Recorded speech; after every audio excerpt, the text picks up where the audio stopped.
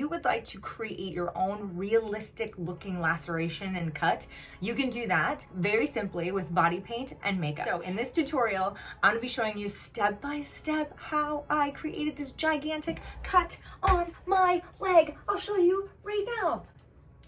Ouch!